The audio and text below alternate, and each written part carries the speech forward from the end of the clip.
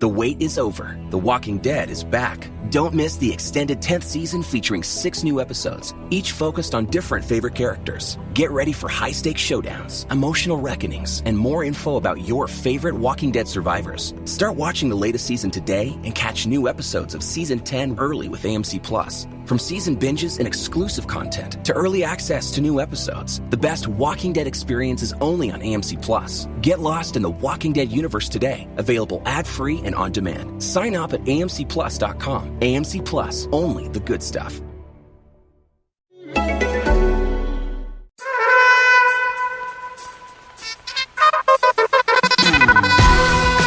Hey, it's Mark Roberts. Welcome to Let's Get Into Entertainment. This is the business of entertainment. We're going to be talking to Susan Bonds today. She's the president and CEO of 42 Entertainment. Now, this is like high-level stuff. Like, we're going to be talking about Imagineering from Disney, people who create rides. The smart people. The smart people, basically. How do you get these jobs? How do you become an Imagineer? How do you figure out how to build the ride Indiana Jones and entertain a bunch of people? That's what Susan Bond does. I would start with dun, dun, dun, dun, and I'd say, okay, now we're going to do this. Yeah, dun, now dun, let's now get inspired. I mean, you know what? Maybe that's how she does it. But today we're going to get into alternative reality games, which is her domain. We're going to talk to her about Disney, Imagineering, and we're going to talk to her about how she made her leap from industrial engineering to being a Walt Disney Imagineer. Yeah. Wow. And now the CEO of 42 Entertainment, Susan Bonds, coming up next. Wow. All right, cool. So ladies and gentlemen, welcome to Let's Get Into Entertainment. Tootie, welcome to the show yet again. Thank you, buddy. Yeah. I got Davey Dave on the ones and twos. Hey. Look, I'm very excited. We got to get right into it today because we've got a very cool guest. Susan, welcome to the show. Thank you. It's very nice to be here. So, Susan, I have to, before I get into a whole thing with you, you were an industrial engineer at Walt Disney World. Is that right? Yes. I went to Georgia Tech, and as part of my paying for my college education, I got a cooperative education degree, which means you work every other quarter. And it just so happens when I went to interview for jobs, there was a job open for an industrial and systems engineer for Walt Disney World and the construction of a new theme park, Epcot, Experimental Prototype Community of Tomorrow. So, of course, I thought that's a way to learn firsthand about industrial and systems engineering. So I'm very glad I took that job during college. That's amazing. And you worked at Lockheed in advanced development projects. And what I want to know is how you became a Imagineer at Disney from where you were. Well, it's very interesting. You know, ever since I saw Neil Armstrong walk on the moon, and we just had our anniversary of that on the 20th. So ever since I saw that when I was a little kid, I knew I wanted to be an engineer. When I was, working my way through college and working on Epcot, I ran into these guys called Imagineers. And it wasn't just engineering disciplines, but it was also show disciplines, lighting and set design and painting and scripting and filming. And these guys were just so passionate about telling stories and bringing stories to life in a way where people could experience them.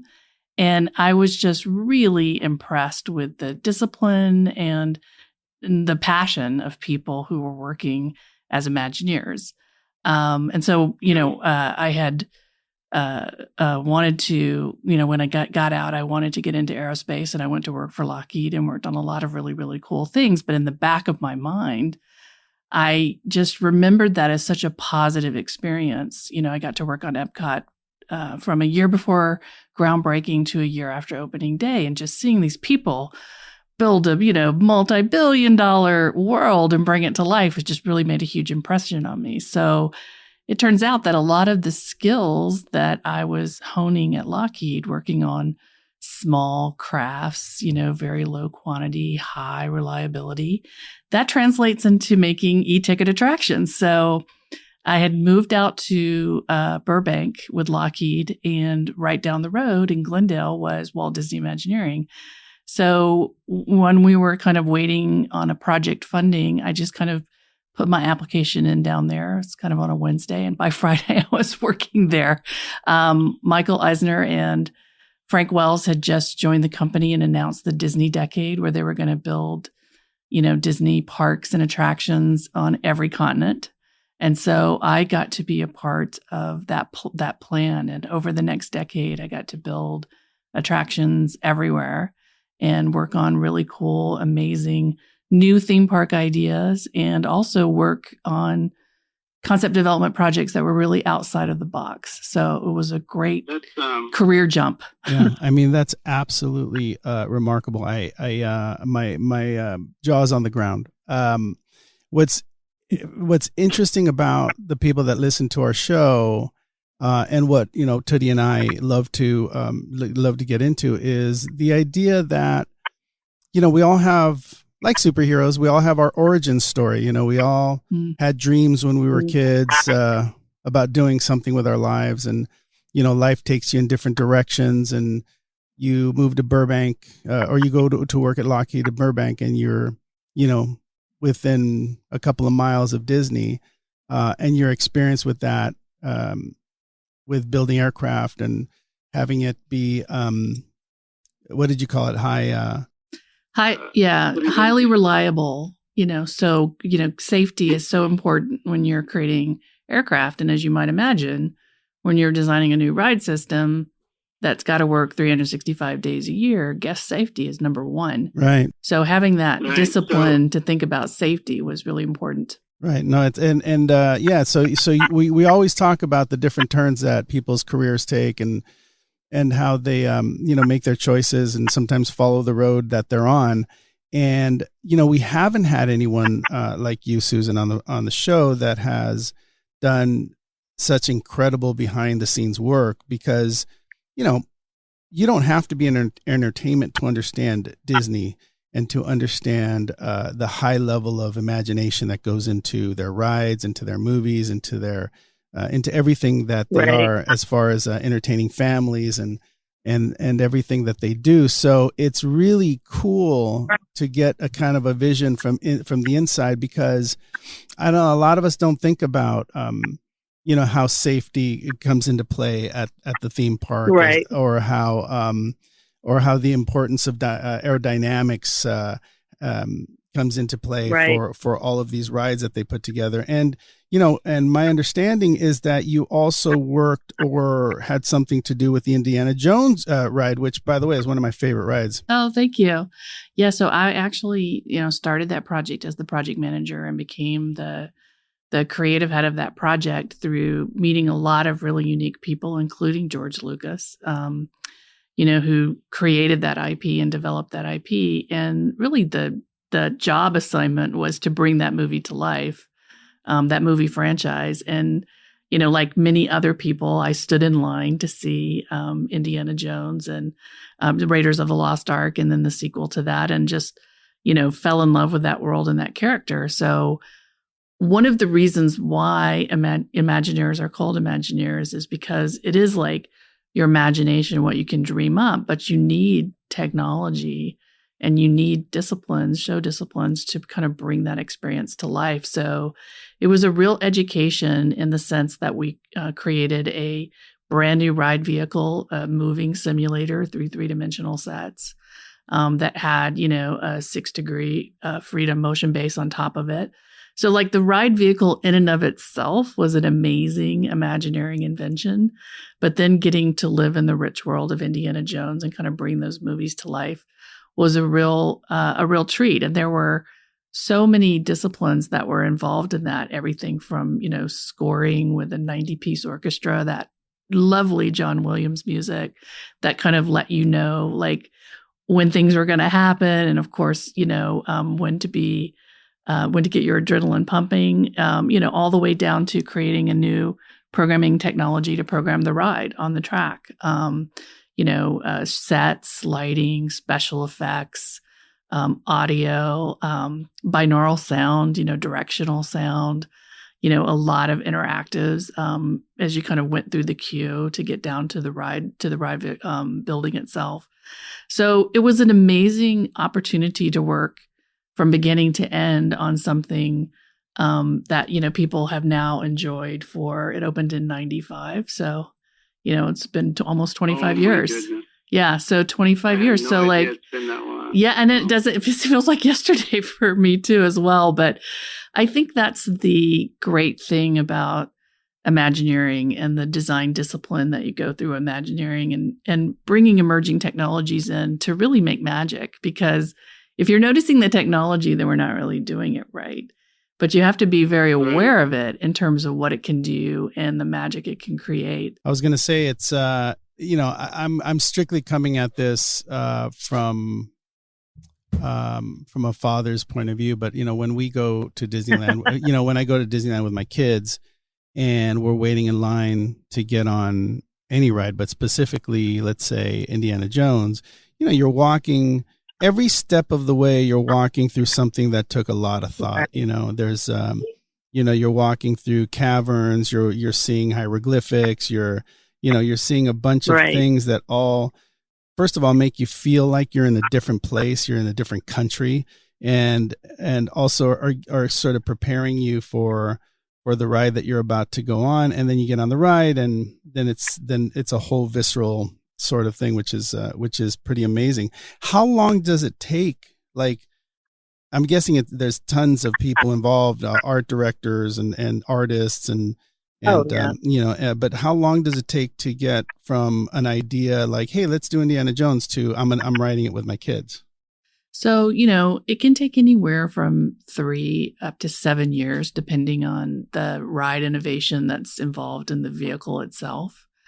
But I will say that what brings a diverse team of people together to create something like Indiana Jones is really the whole idea of immersing you into entertainment. And I know that that's something that, even though the Indiana Jones ride has been open for 25 years, I know that's something that was very much on Walt Disney's mind when he created Disneyland. It's like, how do I immerse you in a world where you can leave your everyday world behind and you can go to a place and really dream?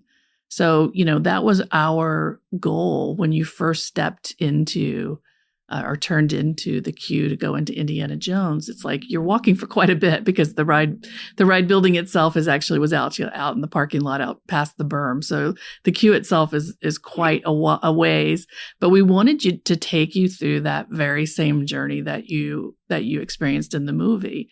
So, you know, yes, you're in the lost Delta Plains of India in the late 1930s, and everything is designed from the props to, you know, the architecture to, like you said, there was a language. We actually made up that language. And then there's actually hidden messages as you go down through the queue. There's hidden messages for you. And of course, since you have kids, you know, one of the great things, you know, bringing a little humor into it is like all of the booby traps were, you know, there was a lot of signage around saying, don't touch this, don't pull this, don't do this. Of course, knowing that the kids were going to do it. And that's kind of the fun of it, is that the kids are Indy and, you know, the parents are Sala saying, don't touch that, you know. So, you know, that's kind of the funness of going on a ride like that. But yes, there's a lot of disciplines involved. But, you know, I think that having the focus of what is the immersive experience? What's the story that I'm taking people on? What's the journey that I want to take them on? It's all, in that sense, that's the focus of the project. And as the creative head of the project, that's what you're literally explaining to people, much like a movie director or, you know, any other kind of immersive entertainment, is you're constantly conveying the vision to people so that even if you're putting grates on to cover up the audio speakers, you know, okay, well, I can't break this world. You know, I have to be in the context of this world. Or if I'm building a ladder, I'm going to build it out of white oak because that's what they had in 1938. So it's really getting everyone to buy into this idea of building an immersive world. And that, I think, is what's exciting about the new types of entertainment that are coming up, is now we have the ability to create even more immersive experiences that kind of, you know, put you in a different place and can let you walk in the footsteps of someone else or experience something firsthand that you couldn't really physically travel to. Yeah. I mean, look, it's an amazing it's an amazing thing to speak to someone like you and to have, the people listening, which, entrepreneurs and people that want to be filmmakers and get into the business. There are many, many types of jobs and businesses that keep you in the creative space and, are potentially as satisfying, if not more satisfying than making movies or making television, or anything like that, because really it's all about the entertainment of families and of human beings, people just getting lost and getting into a story that's not in their everyday world. It's almost like it's a wish fulfillment. You get to be Indiana Jones or travel with Indiana Jones, or you get to, travel into Jurassic Park. I used to have an office at Universal Studios for 7 years. And when it was a little more lax, I could sneak into the park. And if I was sitting there, on a Thursday afternoon, 3:00, the office, we'd all jump in the cart and we'd all break into Universal and we'd run down to Jurassic Park and jump on that ride. And then, you mentioned John Williams. He also wrote the score for Jurassic Park. We would jump on Jurassic Park, and by the time we came off of Jurassic Park, our adrenalines were pumping, and we were excited to be back at work and trying to figure out what else to do to get our scripts produced and get our movies made, or how to find new inspiration. But I do want to say that, first of all, congratulations on the amazing work that you did with Disney and and in your life prior to that. I know that, we're going to get to more stuff that you've done, because that's only the beginning of your career. But that's an exciting piece of creativity that you brought to the world, and just want to thank you for doing that. But as life went on, you got into other things. You got into, I want to get this right because I don't even know what it is. It's called alternative reality game. Oh no, alternate reality games. It's alternate reality games. Alternate reality games is what you got into. Yeah. So I read that. I don't even know what it means.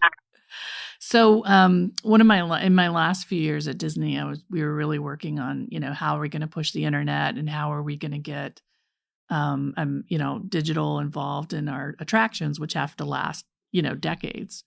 And so we were playing around with a bunch of different ideas. And one of my last attractions was Mission Space at Epcot. And it's 4 people in a capsule on the end of a 20-foot arm. And it's like a real centrifuge. It's like vertical travel, just like the astronauts train.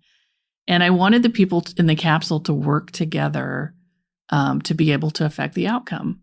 And so I started looking at different engines for, displays, and I started looking at gaming engines and started looking at gaming and how interesting it is that, when you go through a theme park, it's immersive experience, but, you can't really affect what happens because you've got to get 2,000 people through an attraction in an hour. So I started looking at gaming where they're creating an immersive world and you really program it.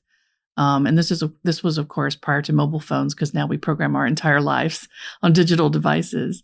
And I started looking at gaming and just how the free will and the decision-making ability to go through a world and experience in the way you wanted to and at your leisure was kind of really, really interesting. So I actually left Disney to make a massively multiplayer online game around the property called Myst, which was a very famous PC game. And in that, the world itself was a story of an ancient civilization discovered from a book in the San Francisco library. And it was a very, very popular PC game because families could play it together. And it was more about uncovering a mystery and exploring and doing a lot of really cool things. So we built our own, real-time 3D engine, and we were going to make a massively multiplayer experience around this world. And as I was doing that, I met up with people who were coming out of Xbox and content creation on Xbox, and also former Disney Imagineers. And we started saying, well, what if you use the world as the game board and it didn't have to be completely virtual? What if you could use the digital devices that you had at your hand, whether it was a tablet or a cell phone or your PC or your social network, whatever? What if you could just use what people were already using and give them rabbit holes to go into an alternate world and have an alternate reality experience that's just one step away from the real world. And you just like when you step into a movie theater and you sit down in the seat, you go to another world. Here you could put those rabbit holes all over. When people go down, they're in an alternate reality. So that's kind of where the idea came from. It came out of massively multiplayer online gaming meets, theme parks, because the experience is all around you, meets the emerging technology experience of everyone having multiple devices. So that's really where it came from. And an alternate reality game is just, has a very similar mission. It's trying to bring a story to life and be immersive in a way that uses digital and physical.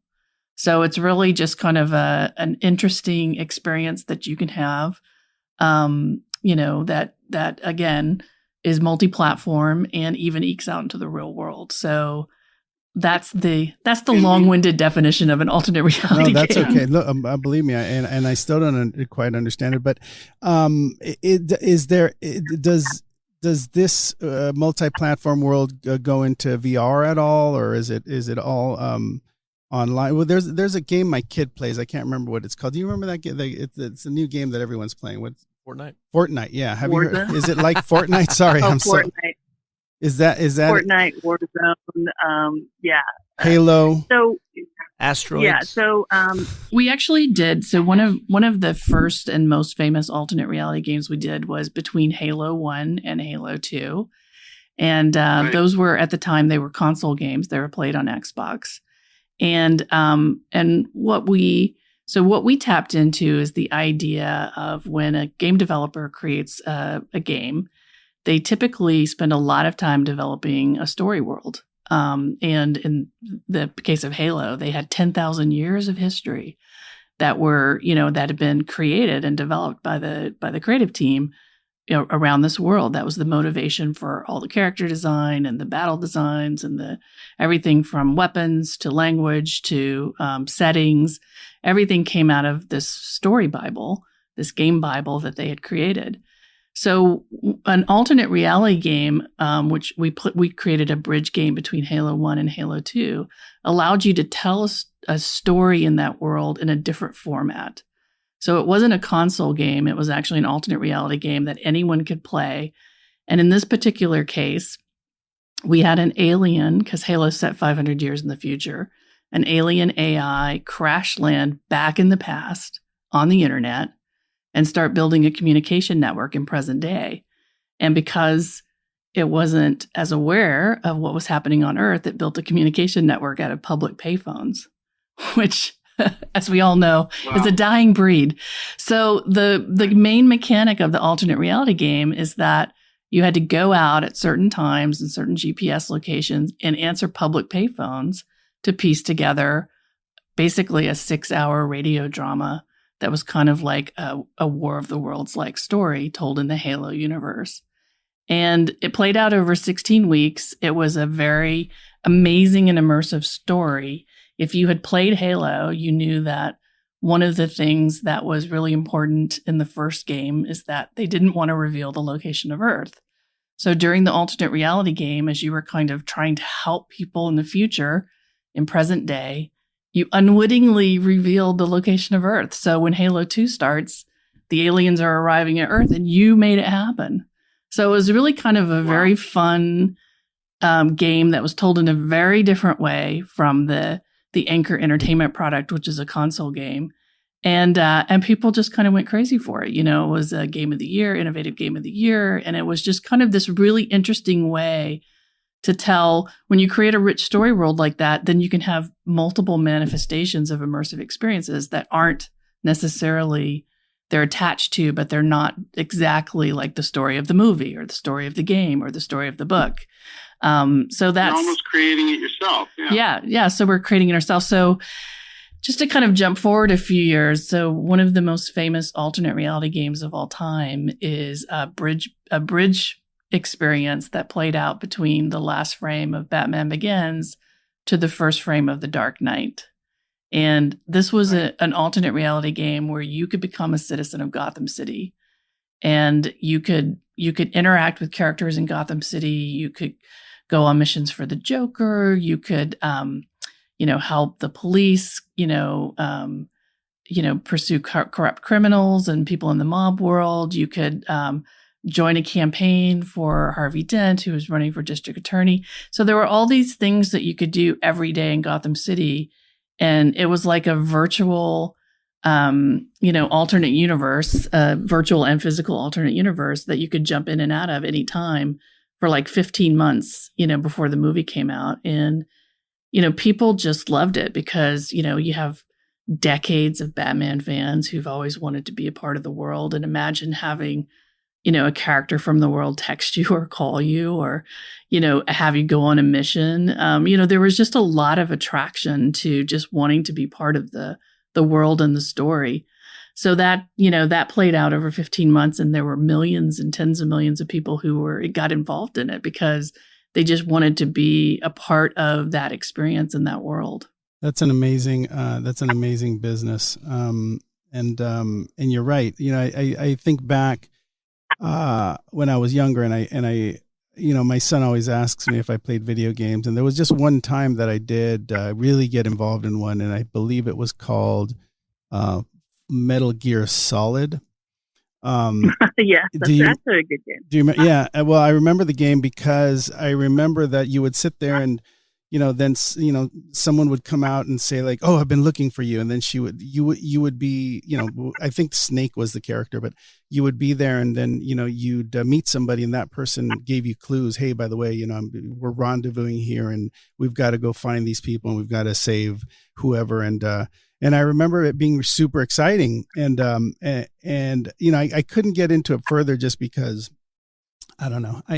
Some people can do that for hours and days and weeks and stuff. Well, I think one of the great things about gaming, and we're seeing it now with open world gaming, like Fortnite and Warzone, is that you can go in and with accomplish something. You can feel a sense of accomplishment, and so when we were, creating alternate reality games, we wanted to have people collaborate together and also feel a sense of accomplishment, whether it was, solving a distributed puzzle worldwide, to get something valuable unlocked for everyone, or going out into the real world and figuring out how to get the bat signal, on a central building in New York City. So like that right. kind of stuff can happen in alternate reality games. And I think that, what's great about gaming is, it can be, competitive and collaborative. Alternate reality games are inherently collaborative because you're trying to unlock something. You're trying to figure out the story. It's almost if, remnants of, what happened are all around, and you're a digital archaeologist. You're kind of trying to piece the story and the experience together. And so it's very collaborative. And that we found millions of people wanted to be a part of that. They wanted to, figure out what's going on. And it can be very immersive. It can, once you have to, put on your jacket and grab your phone and go out into the real world and, make something happen. It's very newsworthy too, because now you're doing something, in a fictional world, you're doing something in the real world. And so, that kind of passion is just very, enthusiastic and exciting. It's amazing. So let me ask you this in terms of collaboration and in the work that you do you, how does that work? I mean, I always tell my kids, you got to be really collaborative in this world. That's what's going to get you places. Is working with so many different creative people, is it complicated? What kinds of issues do you run into, if any? I mean, I think that's a great question. And I think one of the things that, people have feel like they may have more of a handle on, because there's been so many documentaries and, we've seen so many behind the scenes, is, the art of movie making. Movie making is a really, really special experience. And we know that there's a director and a producer, and, someone's controlling the money and someone's controlling the vision. Sometimes they're the same person and then they have to argue with themselves. But we kind of know like all of the different, disciplines and groups that come together to make a movie. And it's really magical.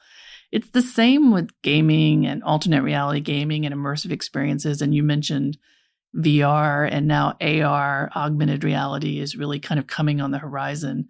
there's a lot of tools that people have at their disposal. And it really comes down to what is the story you're trying to tell and what's the experience that you're trying to bring to life. When you think about Indiana Jones, you think, okay, well, he's escaped rolling balls, he's escaped, bugs and snakes and, dead, mummies and, so you've got to think like, okay, what disciplines do I need to kind of make that happen, every few seconds for, 2,400 people an hour. And so, yes, you have to have mechanical engineers, you have to have structural engineers, you have to have rigging, you have to have people who can craft sets that can last, you have to have people who create audio animatronic figures. You have to have people who can record audio that sounds like Harrison Ford. You have to have people who can create music that's telling you about the creepiness of the environment that you're in. Sometimes you have to have special effects that create smoke clouds. Yeah, so there's so many disciplines. The landscaper who's creating 1938, Delta Plains of India. There's so many disciplines involved, but what it really comes down to is what is that vision? And similar to a film, you also have a creative director and a producer or a project manager, and so there's this constant push and pull of like money versus creative impact and emotional connection.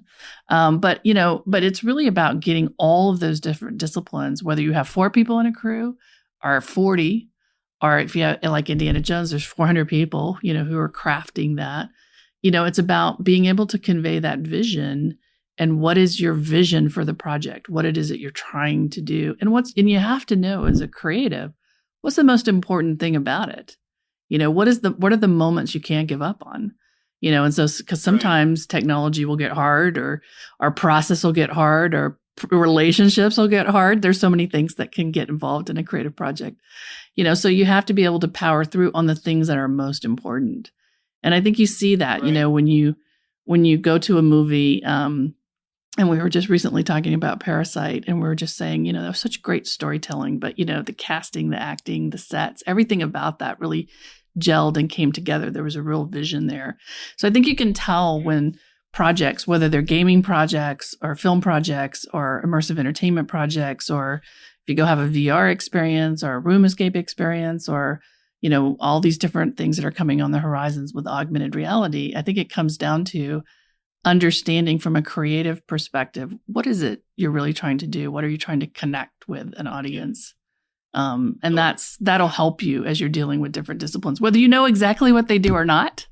I can't say I definitely, know where. I have a question, Susan. Yeah, go ahead. I was working on a project a while back, and we were going to do Dean Martin and his estate signed off on it, and it was going to be a hologram. And he was going to appear for the first time on screen in 30 years. So we met with some. Oh, wow. Yeah, we met with some people who knew what they were doing, and the project fell through. It just got too big for me.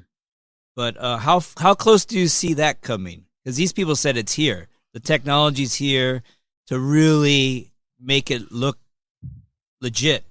So I think digital humans is a field that people have been working on now for almost a decade. So I think there are some people who are very close. And then there's a lot of trial and error that's already been gone through, and that always hones a discipline. So I think we're really close to digital humans and digital performance. And that can really transform so many things. I mean, you think about this crazy world we're living in, where, people got to be in their home and they can't go out to a movie theater. They can't go out to a Broadway theater. They can't go to a music venue. That could really be transformational. Having seeing Elvis or Steve Martin or whoever perform in your living room. I'm up for that. Well, how about this? I think a buddy of mine is like a startup guy, and I was telling him about my film, and he started saying, wouldn't that be great to have teachers like that for the homeschooling, because kids aren't able to go to school. Yeah. I mean, yeah, and I think that whether it's enterprise or entertainment, I think that, when you look at projects like HoloLens, which Microsoft is developing, and, they're focusing on enterprise for this first decade. And that's, where you could see just to think about surgery and having someone who's an expert in a surgery be right there with you in the room while you're performing a surgery, or you think about education or architecture or teaching, like what you were talking about, remote teaching. I definitely think that that technology, kind of more than almost anything, the promise of augmented reality is that we're going to be able to go places that we can't physically go. But I think the promise of digital humans is that you can have emotional connection on a different level.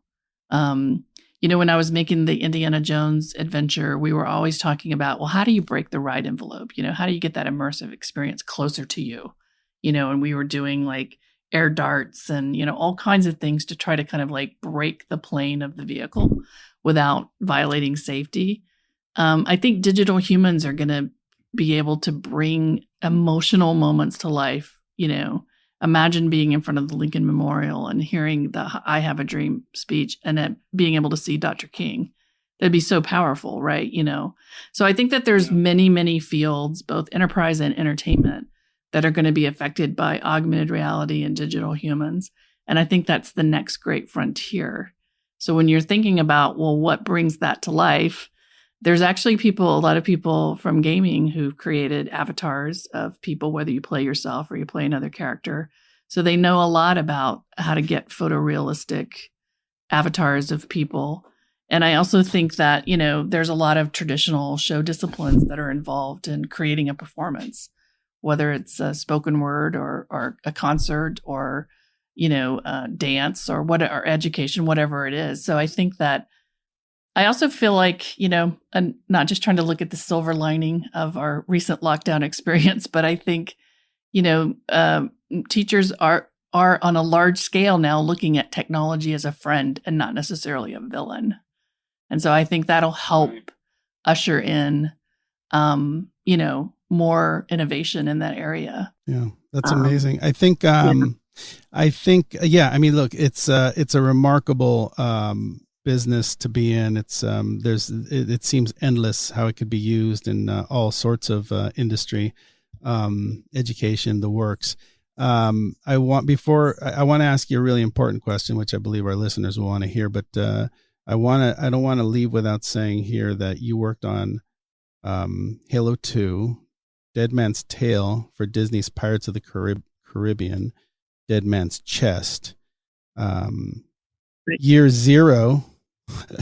I remember that, the 9 Inch Nails thing. Yes. That was awesome. Dark Knight, of course, which was Juggernaut, and we all watched that and been and I think my kids have played that. But so if you have an aspiration to be in this amazing business of the future, and you have any aspirations to be an Imagineer, what road do you take, or is there no road? Oh, that's a great question. And first of all, I want to thank you, Mark and Teddy, for having me on. I really appreciate it. One of the great things about the power of entertainment is it can make you dream. And I think what you guys are doing through this podcast is trying to connect dreams to practical steps that you could take, to get on that path. And, I think that, I'm going through this now, with kids who are like, do I go to college or do I get into a field? One of the greatest things to me, experiences that I had, was the cooperative education program. So like, I felt like I wanted to be in a certain field, but then I had that practical work experience where I could say, am I really good at this? Are the people around me is like, is this really what I want to do? And for me, the answer was, a very big yes. But I think internships and really, getting involved with people who you are aspired, they have they've achieved something that you aspire to, and you think, oh, I could be good at this. It's like, okay, well, start interning, start networking, start getting practical experience as well as education. I think the practical experience for me, was just as valuable as the education that I got from Georgia Tech. So there was critical thinking, but then there was also the practical experience of like, well, where would I ever use this? It's like, actually, no, right. You are going to use this. So I think that's the thing. And, And, that's why we really encourage internships. And we, when we see people with talent, we really encourage them. And, I would say our company is a mix of people who, went all the way up the education chain, and then people who just stopped after high school who are just immensely talented, and we're at the right place at the right time. So I think it's really finding people and projects. The last thing I'll say is that work on stuff that you're passionate about.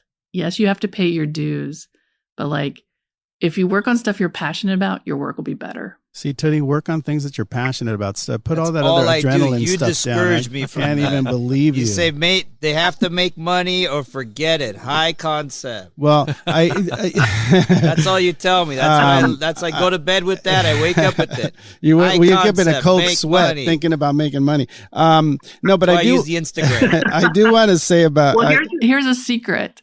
You can work on stuff you're passionate about and still make money. Both of those things can be Happy true. medium. You know what, Susan, you just made Tootie's life. I don't think he realized that those two things went together.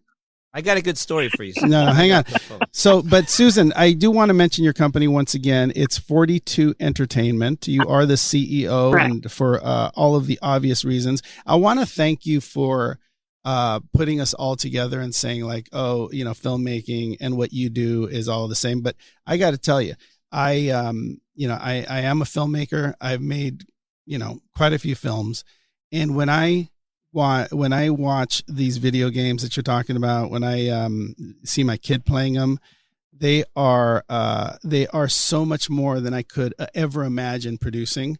The levels, the depth that they go to, and the storytelling, all of it. It's absolutely, it's incredible. And I just want you to know that it's been a pleasure having you on.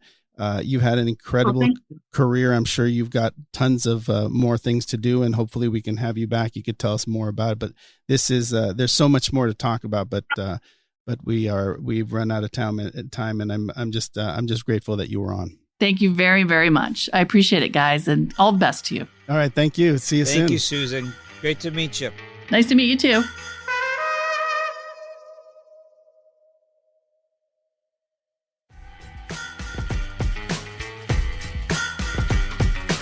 Wow, having Susan on was a little different. Susan Bonds, by the way, than a different type of guest that we've had. Totally I think different. Makes you really think about what's possible for your life, for your kids' life, for the people around you, for the people who are listening.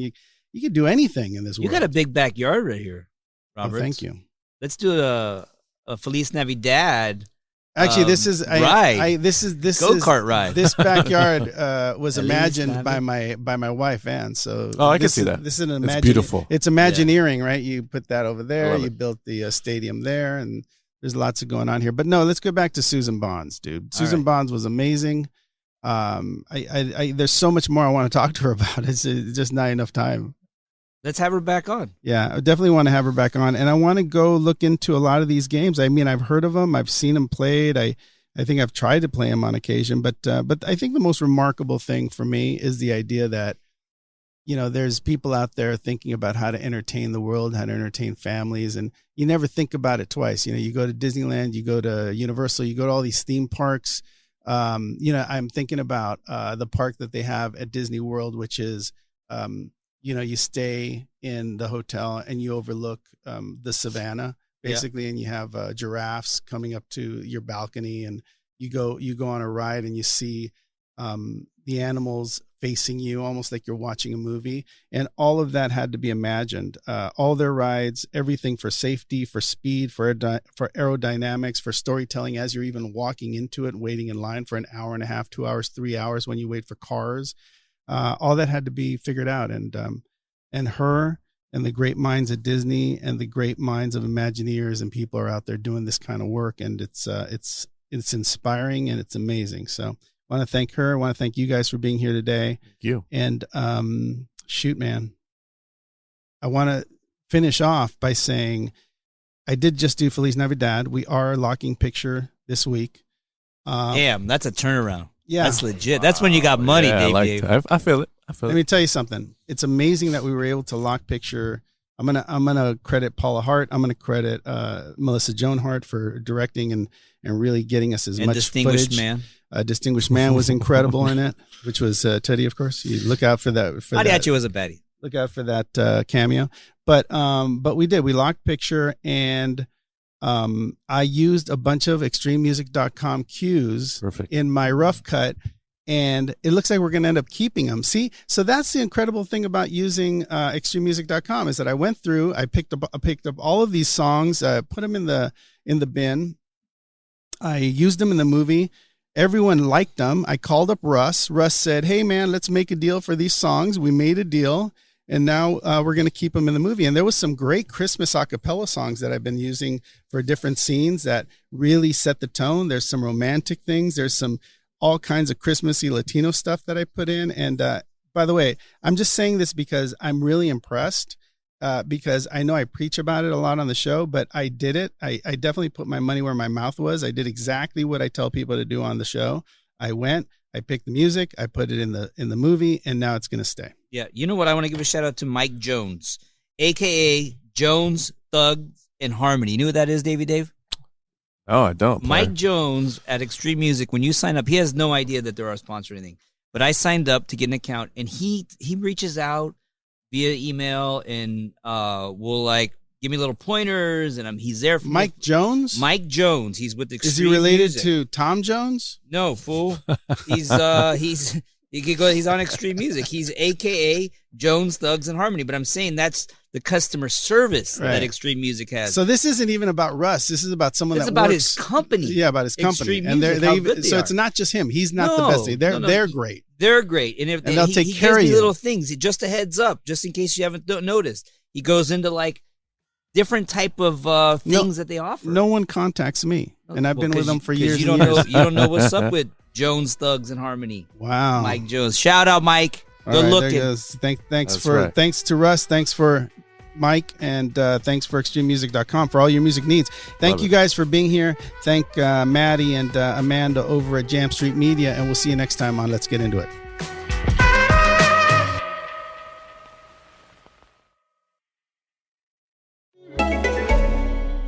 The wait is over. The Walking Dead is back. Don't miss the extended 10th season featuring 6 new episodes, each focused on different favorite characters. Get ready for high-stakes showdowns, emotional reckonings, and more info about your favorite Walking Dead survivors. Start watching the latest season today and catch new episodes of Season 10 early with AMC+. From season binges and exclusive content to early access to new episodes, the best Walking Dead experience is only on AMC+. Get lost in the Walking Dead universe today. Available ad-free and on demand. Sign up at amcplus.com. AMC+, only the good stuff.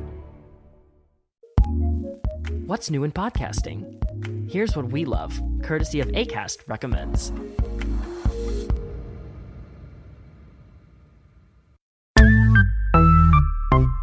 I love a Lifetime movie.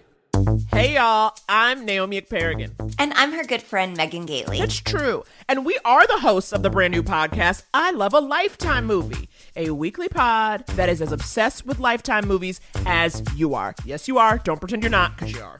Every week, we are going to pick a different Lifetime movie and dissect all the drama, shocking twists, oh boy, are there some, tears, and the trials and tribulations of women that are just on the verge. Honey, these women are murdering, honey. They're having affairs, honey. And there is a movie called Psycho Granny. Okay, I'm done. Just subscribe. Just subscribe. Acast recommends.